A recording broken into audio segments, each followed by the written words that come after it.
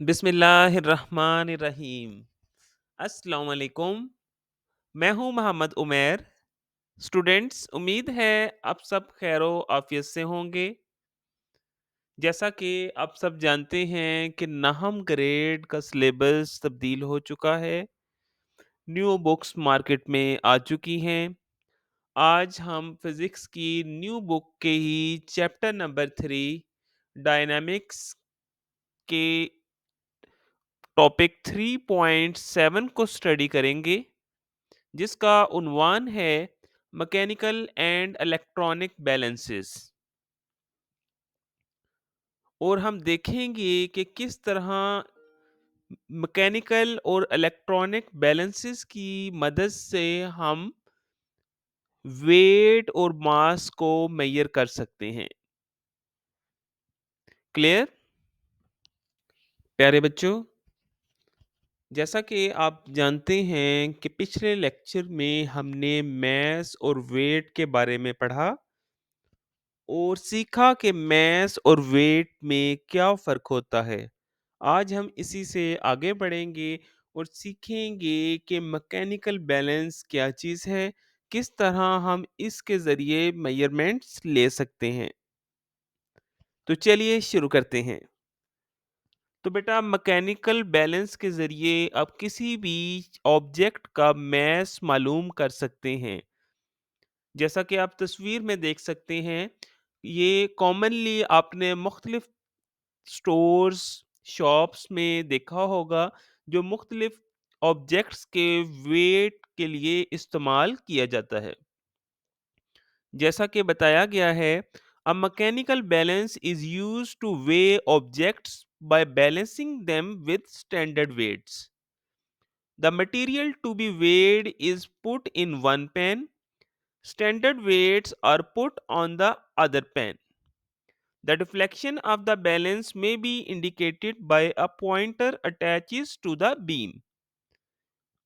The weights on the pan are adjusted by bring the beam in equilibrium. Its least count is 0.1 gram. तो बेटा, ये mechanical balance जो आप तस्वीर में देख रहे हैं, ये 0.1 ग्राम तक चीज़ों की पैमाइश कर सकता है। इसकी मदद से हमने मुख्तलिफ ऑब्जेक्ट्स की मेजरमेंट लेनी होती है, जिसके लिए आपने राइट साइड पे फिजिकल क्वांटिटी जिसकी आपने पैमाइश लेनी है उसको पुट करनी है। लेफ्ट साइड पे आपने स्टैंडर्ड मैसेज को रखना है। अब आपने इसको बैलेंस करना है। जैसे ही ये बैलेंस होगा तो आपको अपनी एक्यूरेट मेजरमेंट मिल जाएगी। क्लियर? अब हम बढ़ते हैं मैकेनिकल बैलेंस की सेकंड टाइप की तरफ, जिसका नाम है मैकेनिकल प्लेटफॉर्म बैलेंस।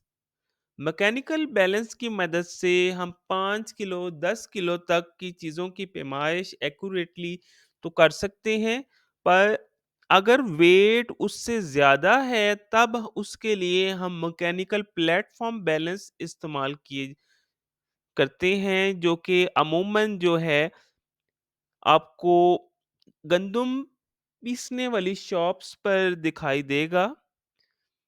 इसके अलावा स्टील सरिया की पैमाइश करने के लिए, सीमेंट बैग्स के वेट की पैमाइश करने के लिए भी मैकेनिकल प्लेटफॉर्म बैलेंसेस इस्तेमाल होते हैं। जिस भी चीज़ की पैमाइश करनी है वो हमने इसके बेस मींस इसका जो फ्लोर बना हुआ है उस पे रखना है। स्टैंडर्ड वेट्स जैसा कि आप देख रहे हैं कि आपको यहाँ हैंग किए हुए दिखाई दे रहे हैं। तो आपने सबसे पहले स्केल को 0 पर लाना है। देख लेना है कि आपका मैकेनिकल बैलेंस दुरुस्त काम कर रहा है। इसके बाद आपने मेन स्केल पर जो कि दर्जे दिए हुए हैं, उनकी मदद से इसको इक्विलिब्रियम में लाकर चीज़ों की रीडिंग ले लेनी है। अब रीडिंग आपने कैसे लेनी है, इसके ऊपर आपको एक और स्केल दिखाई देगा जो कि रोटेटिंग स्केल है। इसको आप दाएँ-बाएँ करके अपनी चीज़ की पैमाइश जिसकी आपने करनी है, उसको मूव करके स्केल को दोबारा इक्विलिब्रियम में लाएँगे, जिसके ज़रिए हम चीज़ों की पैमाइश एक्यूरेटली कर सकते हैं। क्लियर? अब हम बढ़ेंगे इलेक्ट्रॉनिक बैलेंस की तरफ। जैसा कि बताया गया है, it is an instrument used to measure masses with high precision rate. अगर आप ज़्यादा एक्यूरेटली किसी फिजिकल क्वांटिटी की पैमाइश लेना चाहते हैं, तो आप इलेक्ट्रॉनिक बैलेंस का इस्तेमाल करेंगे। It is available in different ranges from kilogram to milligram. It can measure masses of the order of 0.1 milligram. It can also display the total price of the material if the rate per kg is fed to the balance. Its least count is 0.000 gram. Electronic balance का एक फ़ायदा ये है कि अगर हम इस पर रेट पर केजी हम लिख देते हैं, तो फीड कर देते हैं, तो हम जब भी उसकी मदद से वेट करेंगे तो ये साथ हमें प्राइस भी बता देगा। ये जदीद तरीन तरीका है मेजरमेंट लेने का। उम्मीद है कि आपको इसकी समझ आ गई होगी। क्लियर? अब हम बढ़ते हैं फोर्स मीटर की तरफ। फोर्स मीटर जिसको आप स्प्रिंग बैलेंस के नाम से भी जानते हैं, इसके ज़रिए हम मुख्तलिफ ऑब्जेक्ट्स की पैमाइश ले सकते हैं। जैसा कि बताया गया है, a force meter is a scientific instrument that measures force. It is also called a Newton meter or a spring balance. The weight is hung with the hook. The mass of the object causes the spring to compress or in some cases stretch.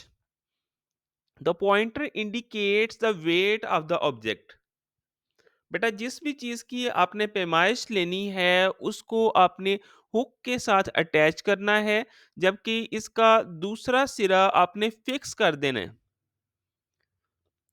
जब भी आप wait hook के साथ attach करेंगे, तो इसके नतीजे में आपका जो फोर्स मीटर है, इसका स्प्रिंग कंप्रेस या स्ट्रेच होगा, जिसकी मदद से हमें इसकी रीडिंग आपको स्क्रीन पर शो हो जाएगी। जैसा कि स्केल आपको इंडिकेटर दे रहा है रीडिंग का, तो उसकी मदद से हम रीडिंग ले सकते हैं और चीज़ों का वेट एक्यूरेटली मेजर कर सकते हैं। इसके अलावा आजकल मार्केट में डिजिटल फोर्स मीटर भी आ गए हैं, जो कि आपको स्क्रीन पर ऑब्जेक्ट्स की एक्यूरेट पैमाइश देने में मदद देंगे। क्लियर? तो बेटा आज की वीडियो में सिर्फ इतना ही। चैनल को लाइक और सब्सक्राइब करना मत भूलिएगा। अल्लाह हाफिज़।